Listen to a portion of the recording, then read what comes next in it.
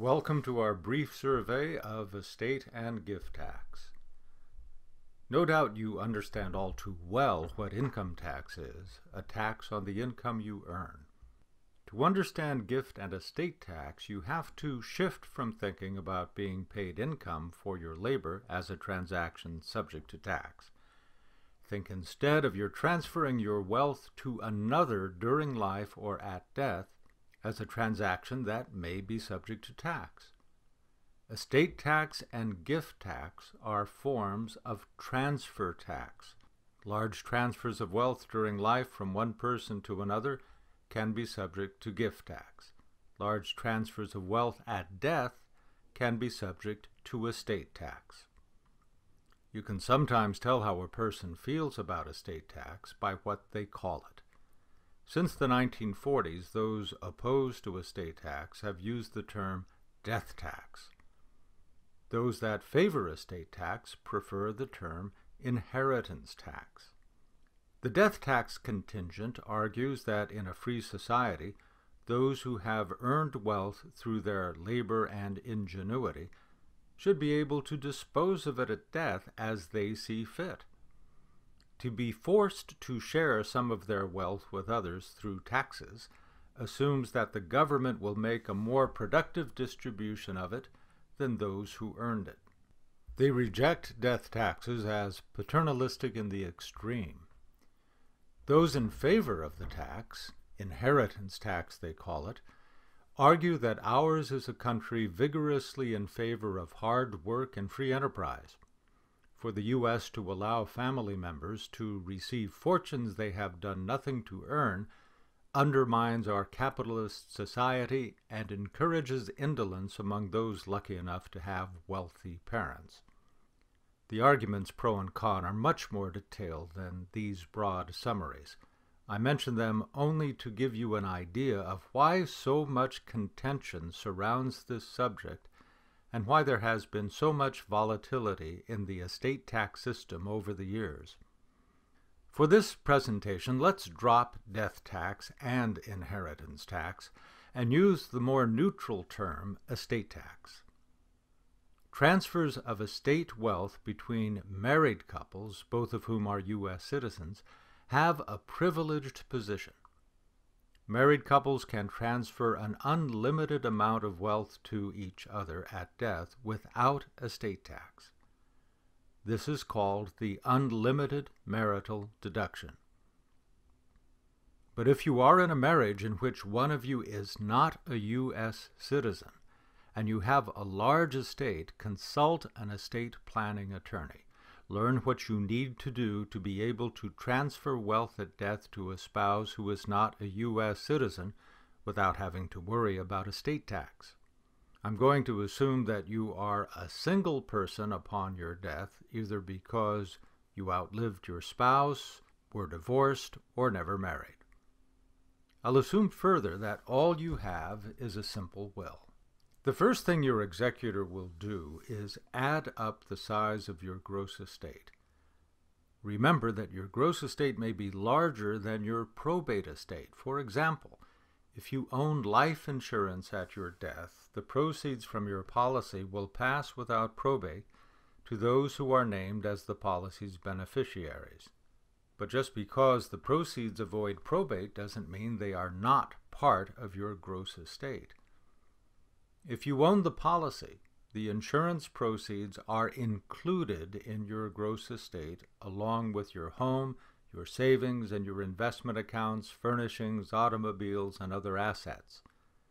Also, just because we've transferred assets to a revocable living trust doesn't by itself offer them any protection from estate tax. There's a lengthy list of assets, including commercial annuities, you might think are not part of your gross estate, but are. This is why your estate planning attorney wants a comprehensive list of everything you own, not just a list of your probate assets. Once your executor knows the gross size of your estate, he or she will subtract your debts, funeral and administrative expenses, and charitable bequests to calculate your net estate. when this presentation was recorded, your net estate had to be worth more than $5 million for it to be subject to estate tax.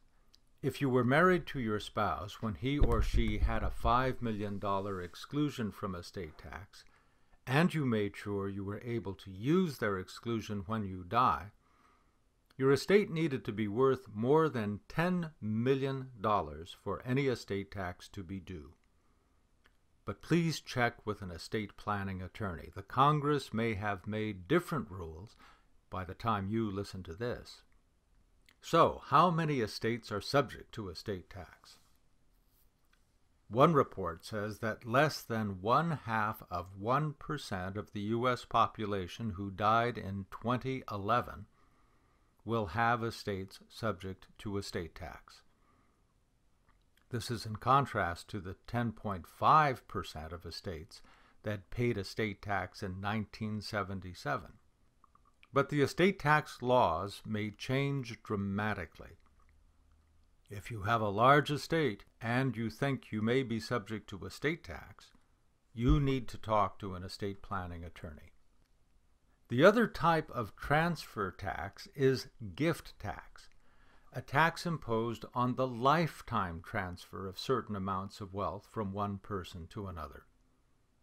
More or less the same arguments that favor or disfavor estate tax rage about gift tax, so we need not repeat them. Since few people know how gift tax works, let's review the basics.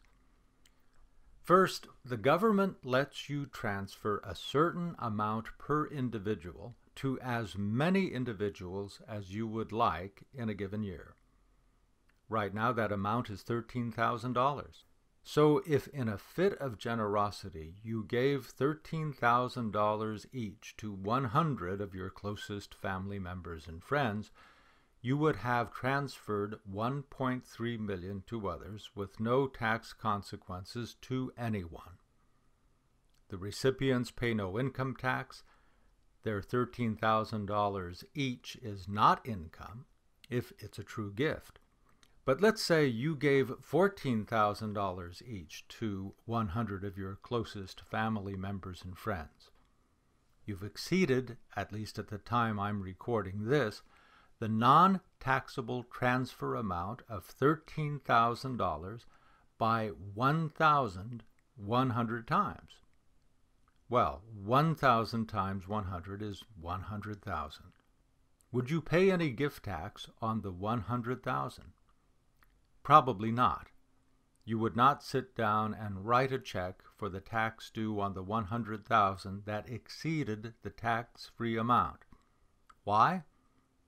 Because you have a $5 million exclusion, or if you are married, a $10 million exclusion from gift and estate tax at this recording.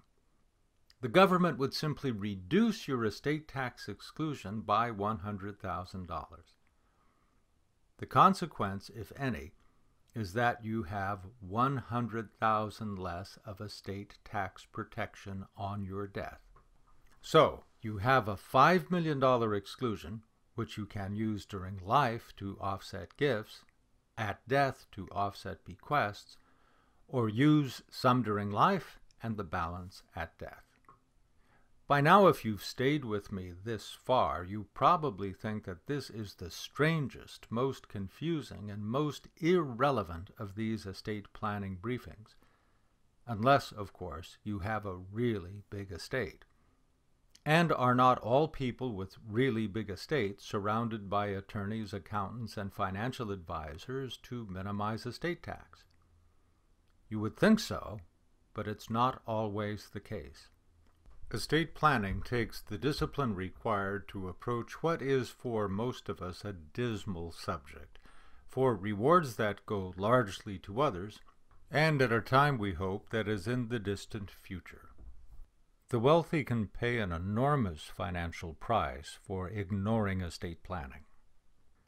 But the rest of us pay a price as well, or at least our heirs do. You don't have to be super rich to have an estate plan. Even if your estate is not subject to estate tax, A well-thought-out estate plan will pass it as quickly and economically as possible to those you love. You may not need the sophisticated planning of the wealthy, but an up-to-date estate plan can give your heirs great consolation at a time of great stress. You don't have to be super rich to have an estate plan. In our next presentation, Doing Well While Doing Good, we'll discuss using your estate during life and at death, both to benefit you, your heirs, and good causes. See you then.